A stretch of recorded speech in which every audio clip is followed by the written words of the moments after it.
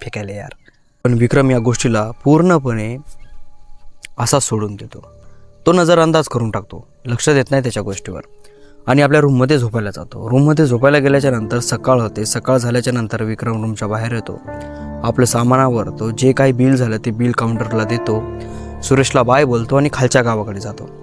खालच्या गावाकडे गेल्याच्या नंतर बसमध्ये बसताच त्याला एक माणूस म्हणतो की अहो दादा, इथे तुम्हाला अशी कोणती जागा माहिती आहे का की तिथं आपण एकदम निवांत 2-3 दिवसासाठी राहू शकतो. तर विक्रमला तर माहीत होतं की बरे कॅफे आहे म्हणून.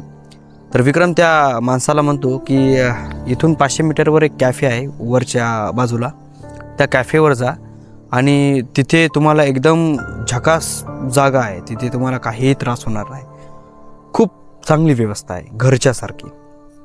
तो माणूस म्हणतो हां ठीक आहे. मग तो माणूस दुसऱ्या माणसाला विचारतो की बाबा तिकडं जाण्याचं प्रोग्रेस म्हणजे रस्ता कोणीकडून आहे.